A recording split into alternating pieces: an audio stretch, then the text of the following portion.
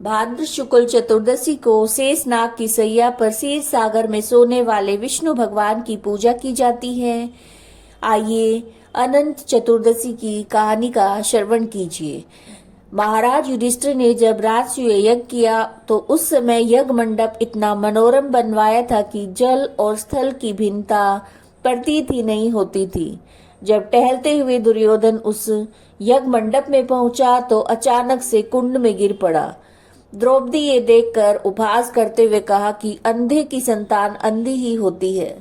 ये बात उसके हृदय में बाण की तरह लगी और बदला लेने के लिए उसने मन में ठान लिया। कुछ दिनों के बाद उसने पांडवों को बुलाकर धृतकीड़ा में परास्त किया और हारने के बाद उन्हें प्रतिज्ञा के अनुसार 12 वर्ष का वनवास दिया गया। एक दिन भगवान विष्णु जब मिलने गए तब युधिष्ठिर ने वृतांत कह सुनाया और उसे दूर करने का उपाय पूछा। तब कृष्ण बोले, विधि पूर्वक अनंत भगवान का व्रत करो, तुम्हारा खोया हुआ राज्य पुनः प्राप्त हो जाएगा। इसके बाद श्री कृष्ण ने एक कथा भी सुनाई।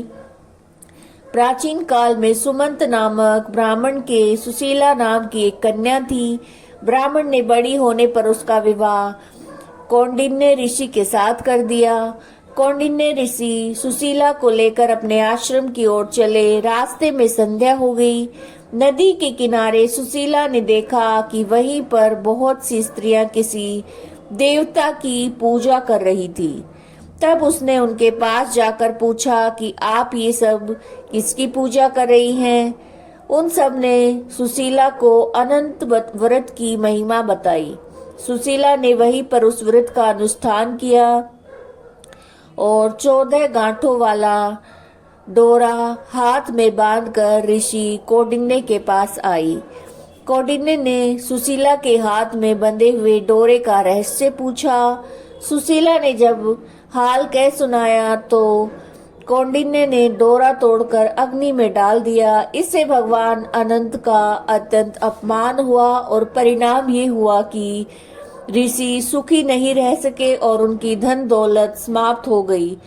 तब उन्होंने सुशीला से इसका कारण पूछा तो सुशीला ने अनंत डोरे की बात याद दिलाई। कौंडिन्य पश्चाताप से भर उठे और उस डोरे के लिए वन में चले गए।